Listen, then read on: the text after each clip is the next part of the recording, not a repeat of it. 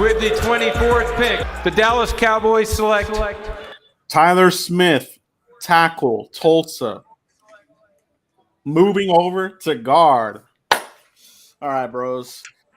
This will be the final draft video of the year. Okay. We're going to do a roster battle sneak peek for you guys. So you guys saddle in, and we got good discussion here. We got camp early peak roster battles, Mike. How are you feeling about the draft, first of all, Mike? Joe, I'm gonna be honest with you. The Cowboy fans initially were. I thought you froze for a second. The Cowboys draft initially was, you look on Twitter, Tyler Smith, D. Williams, Sam Williams, whatever you want to call them. The Cowboys are like, oh my God, what are they doing? But I really think Tyler Smith can transition to a guard. I think D. Williams can pick. Randy Gregory only got capped out at 6 sacks. He did it twice. He only got 6 sacks. He never hit 7 sacks as a Dallas Cowboy. If Sam Williams can come in here and get more than 6 sacks, it's already upgraded, right? But people don't think outside the box that way, right? And then you look at Jalen Tolbert and things of that sort. This draft, and I know it's too early to say, but you look at the talent they got, even all the way down to Devin Harper. You look at the talent they got. This will go down, Joe, as the most underrated, appreciated draft in Dallas Cowboy history. Yeah, it's definitely going to be one of the drafts that could be one for the ages. You know what I mean? Because, and I say this every year, and I said this leading up to the draft, get ready because the Cowboys are going to do something. It's going to be a different name. And that's why I hate the knee-jerk reactions when the name came out, because I knew, oh God, fans are gonna be like, oh, this is trash, this is trash, this is trash, this is trash. You know what I mean? So I'm like, just we're gonna be all right. This guy mauls people to death. All right. The penalties, I think that people, that's more trolling. You know what I mean? And yeah, he does. He had those penalties as a tackle.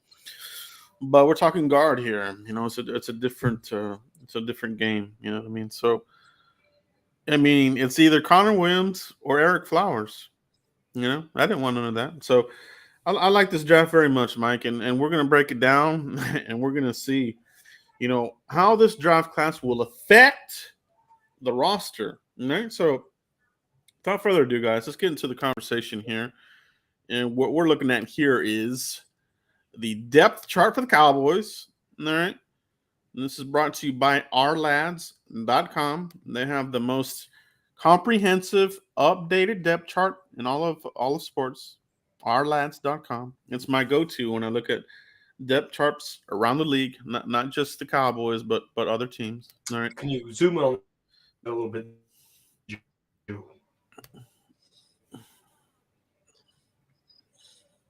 There we go. Now we're cooking with oil. Let's talk about the offense. All right, we'll do offense first, and we got the wide receivers here, Michael Gallup. All right, but Mike, Jalen Tolbert, 3rd round. What is your expectation? Who's going to be his biggest camp battle? What's your take on Jalen Tolbert? Early look on this roster. Yeah, you look at that and you already have him plugged as the third wide receiver, potentially number 2, because Michael Gallup is going to miss some time, a couple of weeks, 3 weeks, 4 weeks. But this allows Michael Gallup to get fully healthy. Drafting Jalen Tolbert allows Michael Gallup to do all the rehab. Don't worry about rushing back. Signing James Washington allows that also. Keeping Noah Brown here on a 1-year deal should tell you something. He can get cut. So the roster battle for me, because Michael Gallup's going to miss it, is going to be between Noah Brown, who has continuity on this offense, James Washington battling out with Jalen Tolbert, who's going to be the 3rd wide receiver when Michael Gallup gets back, right? So if I'm looking at this, CeeDee Lamb, it's going to be CeeDee Lamb, it's going to be Michael Gallup, it's going to be Jalen Tolbert, it's going to be James Washington, it's going to be Noah Brown. Simi Fehoko, I'm sorry, but you might not make this team. TJ Vasher out of Wichita Falls, Texas, the Raider writer. I'm sorry, you might not make this football team. It was smart. It was insurance, and getting Jalen Turbin in here makes the wide receiver core that much better, Joe. No, you hit it right on the head, bro. I think you have those wide receivers pegged. They usually go 5 deep. I see them going 6. So for me, that final spot, like you said, it's probably going to come down to Noah Brown or Fehoko. The other guys, Basher, too stiff, too too raw. Brandon Smith, these other guys, undrafted guys, I don't see it. So yeah, I think Jalen Tolbert, has the chops to get it done, to get down the field. I think you will see a combination of CeeDee Lamb, Washington, and Tolbert on the field. Same as Washington has versatility as well. He can play in the inside, on the outside. Him and Tolbert are kind of similar players in that regard. Yes. But Tolbert, he's just a younger talent, man. He plays with more physicality, and he doesn't. He'll get in the cornerback's face. He doesn't put up with any bullshit. So I like that there, man. I think that he's definitely gonna be a starter for year 2. Gallup, the extension, but that's really a 2-year deal, Mike. We talked about that, right? Yep. So all those contracts that the Cowboys give out, they're never what they really appear to be. So 5-year deals are really almost 2-year deals with the Cowboys. So looking at tight end, Mike, or no, I'm sorry. Let's look at the offensive line here. Okay. So Tyler Smith, our first round pick, he's gonna be wearing number 73. Larry Allen, I'll be right back. Number there. And we got the tackles in the mix. All right. Tyron Smith, the elder spin there at left tackle. All right. Josh Ball is your swing guy, and I think he's going to be battling that swing position with Matt Waletzko, who was our 5th round selection, right? So they got 2 guys here in the draft. They did the double dip. That's what we wanted, right? Whether it was a guard tackle or tackle guard, they got it done. So I am writing in Tyler Smith as your left guard, not with a pencil, but with a permanent pin. Okay, he's gonna be your left guard. Okay, so that's where I have Tyler Smith at. McGovern, does he even make this team? Because they got Lindstrom in here. I see Lindstrom more as a guard than a center. And I think the competition is really gonna come from Farniak for Biadish. I think that's going to be a legitimate camp battle there. Farniak and Mike, you and I have been saying it all year since the season ended. So when you see it in the preseason, you guys have been hearing it from us here first. You know what I mean, Mike? Oh, absolutely, dude. I think you hit it right on the head. You pincer in Tyler Smith there to play right beside Tyron Smith, and McGovern. If McGovern does not make this team, the Cowboys should slap themselves or run their heads into a brick wall, Joe. Why? Because there was a trade market value for McGovern. If you look at Cowboys history with players, La'el Collins, we couldn't trade him. Why? Because they knew he was going to get cut, right? So now you have all these camp battles, and if McGovern is the weak link, I don't think a team's going to trade for him because they know they have a chance at him with money instead of equity in a draft pick. Yeah. No, and it's funny that you say, there was draft value there for Connor McGovern. Guys, if you remember, there were trade offers for McGovern. And at the time, and I'm guilty of this too, Mike. At the time, it was we wanted to get rid of Connor Williams, and we were getting trade offers. And I remember vividly saying, screw that. I want the McGovernator in there. I don't want to trade him, right? Well, we got on the field. We saw what he did for a couple of games, and it wasn't good. So, yeah, I think it's not good. I think I think that was a misfire there on Connor McGovern as far as we had a 2nd round grade. We took him in the 3rd, the blinking light or whatever the hell. The blinking light was a warning light. All right, they just didn't know it. So, But yeah, man, I think the Waletzko pick there, Mike. I think the swing tackles. Who I think that's going to be what. Okay, this is how I see it happening, Mike. I think whenever Tyron Smith does get hurt, the winner of the swing tackles will be the replacement for however long it takes for Tyron to get back or whatever. So I'm talking Matt Waletzko and Josh Ball, Mike. What do you think about that? No, I like that, Joe. I like that because they said in the post draft conference that they want Tyler Smith to play that left guard position and potentially kick out to that left tackle position, right? I really think that the Matt Waletzko will be getting some reps on that left side, and I think Josh Ball will be getting reps on the right side, and then a couple of a couple of preseason games, you're going to see them rotating because the Cowboys and Joe Philbin and Mike McCarthy and Kellen Moore, they're going to try to figure out who really wants this, who really has position flex, right? We're talking about a rookie in Waletzko. We're talking about a red shirt second-year Josh Ball. So Terrence Steele, I don't think is safe. Everybody wants to write Terrence Steele in. But if Josh Ball comes out swinging like I expect them to swing, Terrence Steele could possibly be that swing tackle, and Josh Ball could be on that right tackle position, Joe. And then Matt Waletzko can go in there. You can hoard him a little bit, let him develop a little bit more. He's had his camp battles. He's had this. He's had that. So you throw in Josh Ball, that 1 year development. You bring in Matt Waletzko, and you hold him and you salvage him. But if he has a good preseason, I could see, that real training camp battle happening there. That that backup left tackle and that right tackle position is one to watch for the ages because it's going to be man on man and they're going to get plenty of opportunities to battle it out.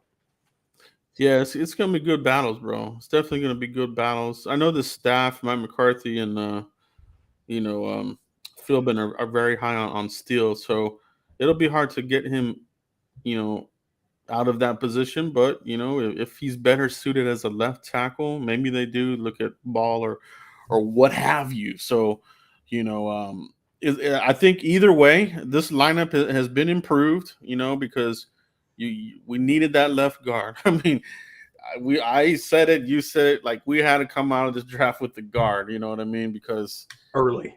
I mean, we've been looking since Ron Leary. Let's be real. We got a little bridge player there with Connor Williams to get by.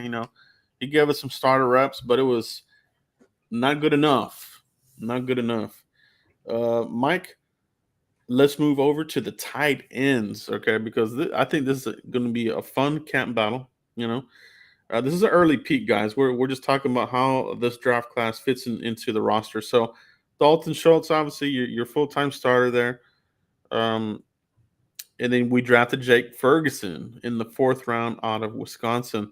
Tight ends got a bit wiped out. I know they had interest in Jelani, Ruckert, Cade Otton, Kolar. They all started flying off the board.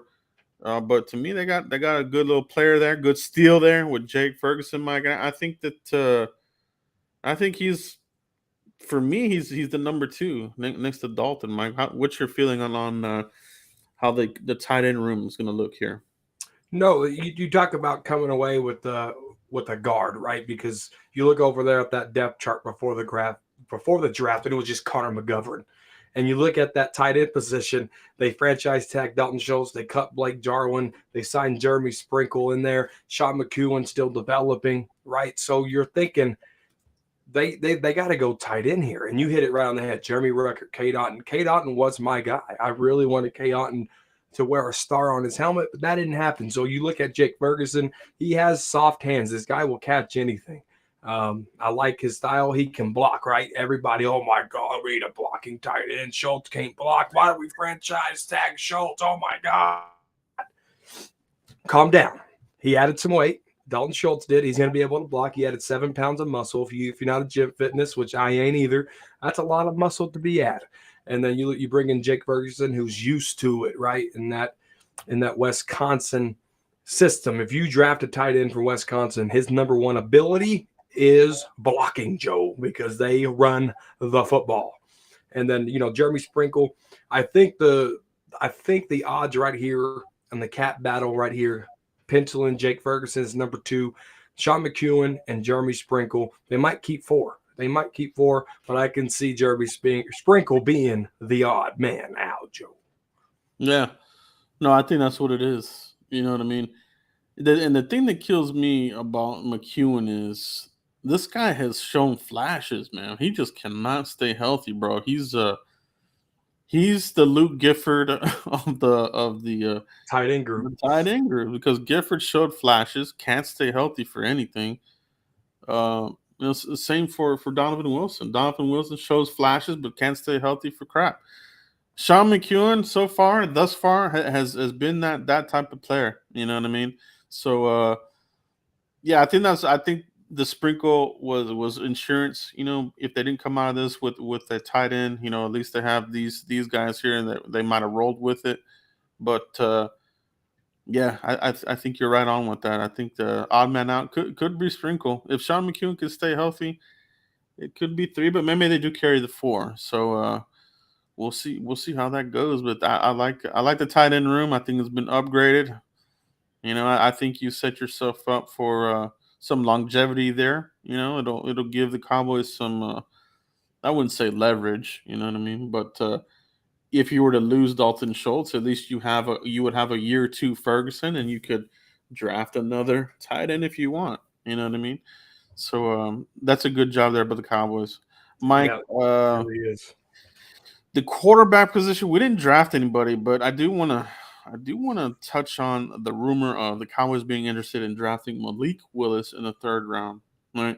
So I put it out there during the draft, you know, on Twitter, like, hey, if Sam Howell is there, you know, that's tremendous value. I would draft Sam Howell 3rd, 4th, and he fell a little bit, right? So but to find out that the Cowboys were interested in Malik Willis in the 3rd, I thought was really, really interesting, Mike. So didn't happen this year, Mike, but what's your gut feeling on a quarterback addition in the coming years?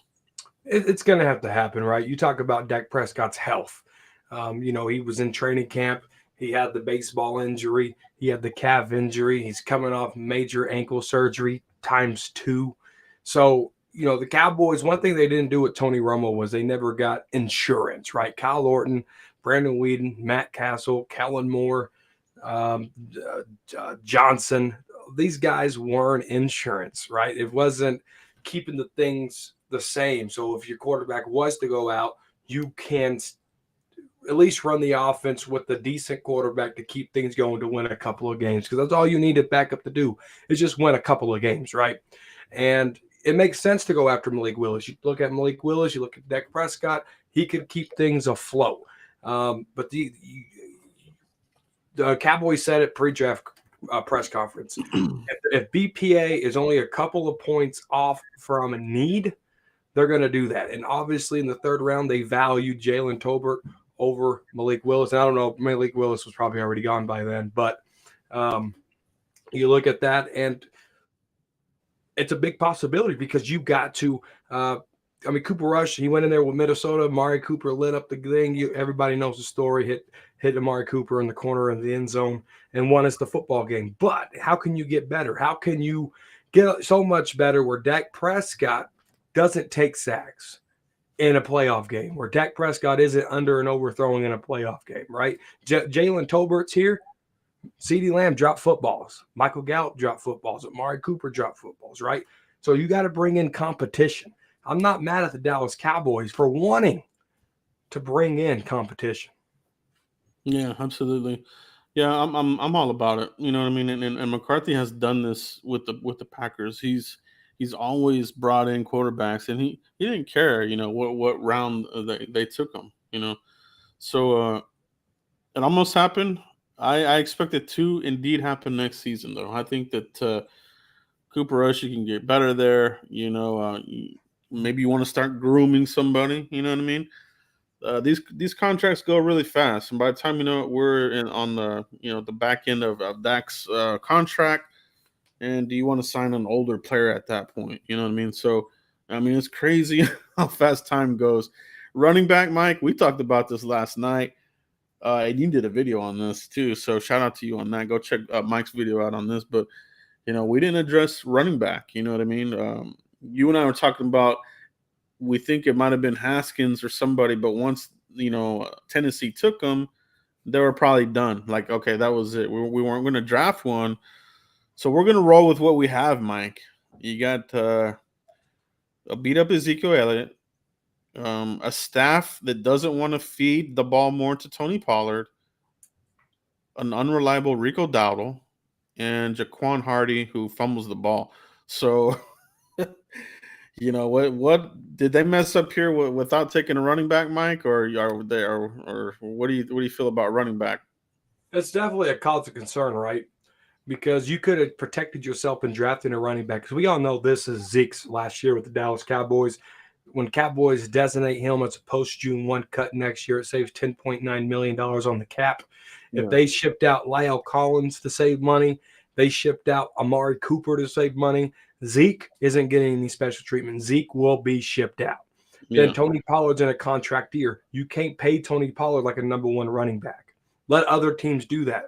Give Tony Pollard 400 carries a game and let me know what happens. Or 400 carries in a season and let me know what happens. It's not going to be good for TP. He's an elusive runner. He got speed. He got fast. But if you want to slow Tony Pollard down, give him 400 carries. So Cowboys, they're going to bank on a rookie running back coming in here. We all know Zeke and Emmitt Smith was, rookie running backs they drafted real early. But we're talking about Zeke in his prime. We're talking about the great NFL leading rusher, Emmitt Smith, right? Not everybody's built like these guys. Not everybody's built like Adrian Peterson. So I think they made a huge mistake not looking at a running back in this draft, because it gives you a full season to train this guy on pass protection and learn under a guy like Ezekiel Elliott. The physical attributes can come, but the smartness of chipping and picking up blitzers and having that trust with Dak Prescott, it can hurt this football team, Joe. That's how Tony Romo got a broke collarbone against the football Giants. We had a rookie fullback. I love how people want to hang on to Cooper Rush. Come on, bro. Fullbacks, man, it is what it is. I will touch on this, Mike. I think where you might see the churn here, it might be the undrafted Malik Davis out of Florida. Cowboys, he was a 30 visit. All right. I'm actually hoping that's the case here. Maybe we can get a little steal there with Malik Davis and jettison Rico and this other guy. So that's what I'm hoping. So keep an eye on Malik Davis out of Florida, undrafted free agent. Okay. Fullbacks, I won't touch on that because those, Cowboys, I'll never involve them. I don't even know why they keep them on the team. Defense, Mike. We added two in the draft: Sam Williams and John Ridgeway, the Behemoth, for the D line. Where do you see Sam Williams and where do you see John Ridgeway competing here? Who's their main competition? Yeah, Sam Williams going to be competing against not so much Dante Fowler. I think Dante Fowler is going to be that Swiss Army knife like they used with Micah Parsons. I'm going to be honest with you. I think it's going to be against Dorrance Armstrong. If Dante Fowler, he's going to be moving around a lot with Dan Quinn. So you're looking at Dorrance Armstrong, a true right end, D. Williams, a true right end, right? So you look at those camp battles there. Dante Fowler is going to be in the mix at right, left, in the middle, whatever. So there's that. And I guess they got him here on the left end, but Dante Fowler is going to move everywhere. And then you look at that right end with Dorrance Armstrong and Williams. And then you got Golston there. I like what they did with the defensive line, because you can keep 10 to 11 on this roster and really protect yourself and get fresh bodies, Joe. The 49ers, they ran all over us. We couldn't stop the nosebleed, 31s, third and shorts. You look at the Cardinals game last year, the Rams game just a couple of years ago, and we're still drafting. We haven't even fixed this problem here, Joe. So I like what they brought in here with Ridgeway. What do they call him? The Vanilla Gorilla. And D. Williams here. So Oso Digizua. I mean, you get fresh bodies. You keep 11 on that line. You keep fresh bodies. I'm digging it, Joe. No, that's what it is. It's the rotation, right? This would have been the lineup that Ron Marinelli would want, right? He always wanted to have this, fresh legs attacking the offense in waves. We never really had it, right? Now I feel like they do. They have a good stable of defensive tackles. Talk about Gallimore if he can stay healthy. Osa, I think, has the potential to be something special. If he makes that sophomore leap, I think he'll overtake Gallimore as far as like your star tackle DT, right? Ridgeway, big body, behemoth type of guy. Yeah, I like that, man. And if Bohanna can improve upon his game last year, it seemed like he ran out of gas halfway through the season, and we That's he true. was on milk cartons after that. We never saw him again, really. So Carlos Watkins, I think he gives you some good snaps and stuff. Run defense. Tristan Hill, he is what he is. He's not going to get better or worse. His ceiling was low, right? So what you see from Tristan is what you're going to get this year again. So probably some sort of little nagging injury, missing some time, give a couple snaps here and there. That's Tristan Hill. Yeah, Sam Williams, Mike. I think gets his feet under him. I think he'll outplay Armstrong, man. I really do. Just the measurables alone, that's hard for these tackles in this league to deal with. He's got the length, he's got the bend, the motor. I think those are fantastic, traits. You know what I mean? I really the Sam Williams. When I found out that everything was indeed cleared and everything got vetted and everything, I was like, okay, well, good. You know, I think you're in a lot better spot than you were when you drafted Gregory. When we drafted Gregory, it was like, okay, this guy's going to be suspended right off the bat. And I think he was, right? I mean, his rookie year. He was. Yeah, so Sam Williams will contribute right off the gate, and Chauncey Golston, that's a good little rotational outside guy, inside guy. So the D-line, I think, is good, man. Let's move on to linebackers, Mike. So this is where it gets fun for the Cowboys. They didn't really have it as a high need, and they kind of admitted that, in some of the interviews leading up to the draft. So that's why we saw a lot of mock drafts with linebacker not really going high, right? But you look what they got, and they got themselves some steals here. I think you talk about a year or two, Jabril. We still got to make sure he's made the full recovery. But Damone Clark, Mike, and Devin Harper, these guys, I think, have the opportunity to bounce some of these guys that have been lingering around here, like Luke Gifford, for instance, and some other guys on here. No, the Damone Clark. I know everybody wanted Nakobe Dean. That's the one, right? Not it wasn't Lloyd. It was Nakobe Dean that kept falling. I think the Eagles got him. Everybody wanted a linebacker and this, that, and the third. But you look at Damone Clark. I think he was the forgotten man. He was the ace in the hole, Joe. Slowly sliding down there. Cowboys got him. Yes, it's a herniated disc. It's a back fusion surgery.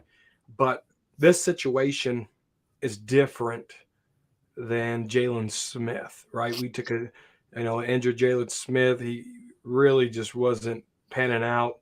He lost his confidence big time. But with Damone Clark here, it's nothing like that. No drop foot, no nerve damage, back fusion, on track to be healthy. I don't know if he'll play this year, but it shapes up, the linebacker core next year with Cox in year 3, Micah Parsons in year 3. Leighton Vander Esch is probably his last year. If Devin Harper can come along and, Damone Clark can really live up to some hype. And you draft another linebacker next year, right? So I like how they took care of this because linebacker was an abandonment, Joe. We had to get Rolando McClain out of retirement at one point in time to cover up some Sean Lee shenanigans on that history report of injury. That's right. So forgot about him. So it's good that the Cowboys are trying to get some depth, some quality depth, and some backup pieces in here just in case somebody goes down. You can pick up where you left off and have some talent depth on this roster. Yeah. No, you make a good point, man. There was a time when we were scratching for linebackers, man. Shout out to Jason Renfro becoming a member and subscribers that have joined up here tonight. Appreciate you guys, all the new guys joining up tonight. Appreciate you guys. Can't do this channel without you, man. That's why we had so much fun with the draft. And Mike, I don't know about you, but should we have done the second and third round? I almost felt like we should have. I know we didn't, but it was so much fun. Maybe we'll do the second and third again next year. I don't know. We'll see. But man, the draft is a lot of fun, bro, isn't it? When we put in that much time and the days actually come, Joe, it makes it worth it because when the show started on Thursday, shout out to everybody who joined. I said, Joe, I don't know if a quarterback's going to be taken in the first 10 picks. A quarterback wasn't taken, Joe, in the first 20, and that's about where I had a quarter. Kenny Pickett was around that 20 mark on the top 100 board. Yeah. You kind of look at your top 100 board and you kind of see, I'm just an amateur guy. I learned from you. You know what I'm saying? You kind of look at that draft board. I missed a few. I did. I probably messed up on 20 players, but that's okay. But you look at that for an amateur guy getting about 85 players right, it's pretty good to me. I got pretty pumped because I was highlighting them as they're getting taken off the board. And it felt good. So when you put that much work into it and the days actually come, you see your work being broadcasted on national television and it pays off. It makes it that much better, Joe. Yeah, no, it's true, bro. It's true.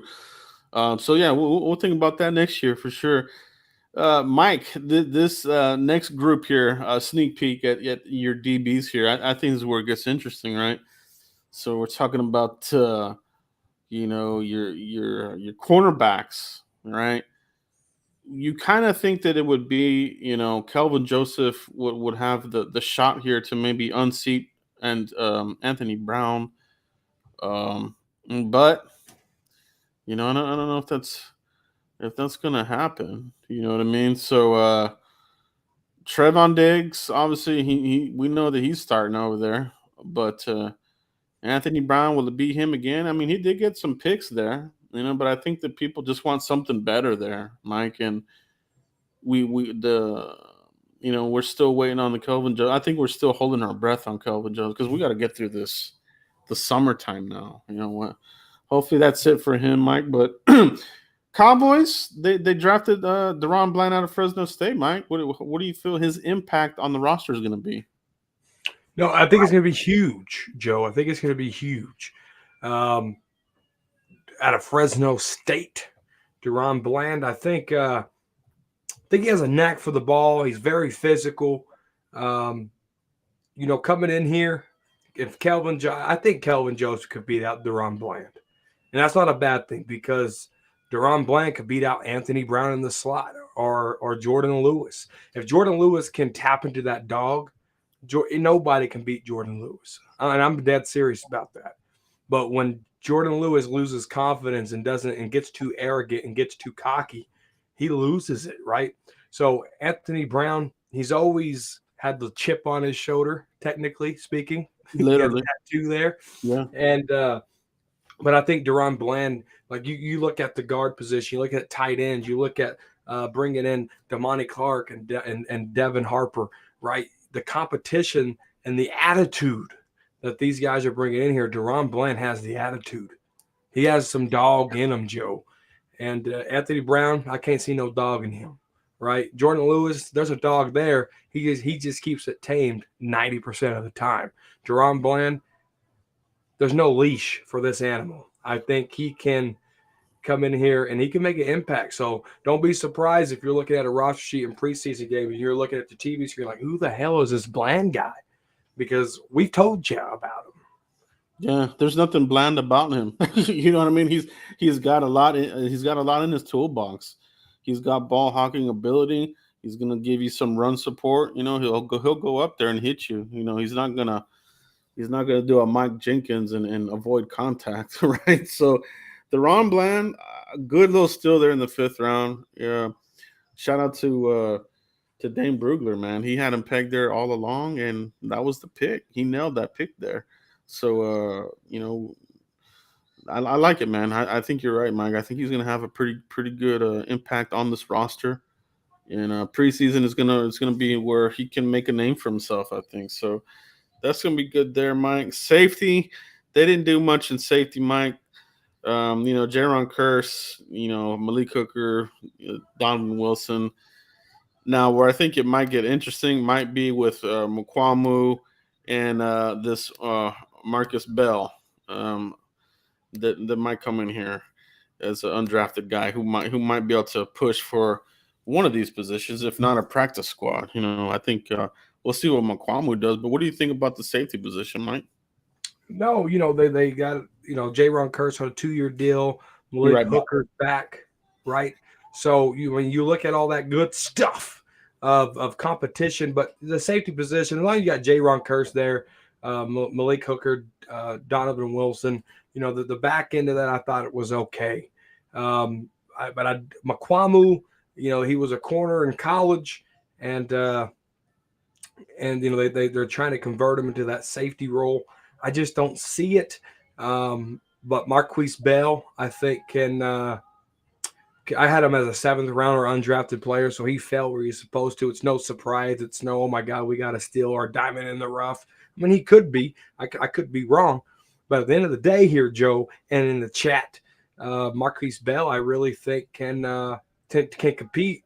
But, we always talk about this player is standing out in training camp. But what happens when the lights turn on? A lot of these players disappear. So preseason games is where I want to see these guys not in shorts and shoulder pads running around, air hugging players and stuff like that. So it's going to be real interesting to see what happens with Donovan Wilson or Mukwamu or Marquise Bell. So Cowboys really didn't do a lot there, guys, but they're keeping the need there with Jaron Curse on a 2-year contract, Malik Hooker, that caliber of player. Both these guys are going to be 2 years in a Dan Quinn system, so it's going to be good. I can't wait to see how Dan Quinn uses these guys after 1 year into 2 years, and to see, can Jaron Curse get it even better? Can Malik Hooker adjust to the Dan Quinn system and make him better? So they really have a good feel for that. That's why I think they didn't try to go out and go get a big name safety in the 2nd, 3rd, 4th round or whatever. Yeah, I agree, Mike. I heard what you're saying there. Sorry, I had to tend to my dog here. He was making a mess here. So, man, I agree, man. You get these guys in here, and Malik Hooker and Jaron Curse, another year under their belt with Dan Quinn, like you said, and we should get some possible Pro Bowlers out of these guys, man, this year. I think Curse, Hooker, Donovan Wilson, man, if he could just stay healthy, that's my biggest thing. But some guys are just like that, right? I mean, we've been looking for safeties for a while. I think that pick might be coming soon, man. It might be next year where they finally, do something here. So, but you might get a steal there with Marcus Bell. He's got the size and length that fits that Dan Quinn, prototypical type of safety, right? So, yeah, good discussion there, Mike. We did one last position I think we'll discuss here, Mike, is the kicker, right? We signed Chris Nagar, in, I guess you could call it free agency or whatever, and Jonathan Garibay out of Texas Tech. So, I know a lot of fans have got some hype on the kicker there, and I think that that's going to be a camp battle. May the best kicker win that. I'm actually pulling for the undrafted guy out of Texas Tech. I think he might be able to pull it off. But any thoughts on the kicker there, Mike? Yeah, no, one thing with Greg the Leg, and shout out to the Cowboys for actually cutting him, and then you find out that they wanted to bring him back on a cheaper deal, Joe. These guys hit their head, but fortunately he signed with the Jets or the Dolphins. I can't remember which one, but he's gone. He's gone. He's out of here. So bring in competition. Let these guys battle it out. If they miss the extra point, that's your sign right there. That's your sign. Get them out of here, because that's where it hurt us in a lot of games. And I think fresh competition, good competition at that kicker role. It can swing a football game. Brett Maher cost us, a few points and cost us 1 or 2 games. Indeed. I was hoping that we could come out of this draft with somebody that could take on this role here for CeeDee Lamb. I don't know if we did that, and I don't know if Tolbert has that in his bag. I don't think he does. Maybe Fehoko. Maybe they just put Brown back there. But at this point, he's your number 1 receiver. Get him the hell off of punt returns, man. You know what I mean? Like, I don't want to see him back there, Mike. How do you and everybody in the chat box feel about CeeDee Lamb on punt returns? Is he still going to be there? Do you want him to still be there? No, not if he's going to be your number 1 wide receiver. And he really, has he made any plays there? Not really, bro. Man, if he hasn't made any plays, get him out of there. Yeah, no, that's where I'm at. That's where I'm at too, man. Too valuable at this point, man. Just way, way too valuable. It would just be stupidity at this point. But I mean, it's the Cowboys, so we've seen these guys do some stupid stuff before. We've seen them be hard-headed before. We'll see what happens, guys. But that's our little sneak peek here for how the draft class has impacted this roster, and just a sneak peek as far as what these guys could do and what they offer, for competition and productivity in their rookie year. So it's gonna be great, man. It's gonna be great. Shout out to everybody in the chat box. We appreciate everybody for joining us live here, guys. Make sure you guys pound that like button if you haven't already. Hit like, subscribe on your way out. Mike, let everybody know where they can find you, bro. Yeah, Cowboys Corner right here on YouTube, _Cowboys Corner on the Twitter space, on the Elon space, on the Muck space, whatever you want, on the Twatter space. I don't know what you want to call it now, but it is what it is, guys. Thank you for joining here on this dual stream. Cowboy Corner now gets a Frisco Report stream. If you guys watch the draft, y'all seen both streams happening at once. So it's pretty cool. Well, that's what it is, guys. That's what it is, man. But appreciate you guys for checking us out tonight. And we'll see you next week for another episode of the Frisco Report. Peace, everybody.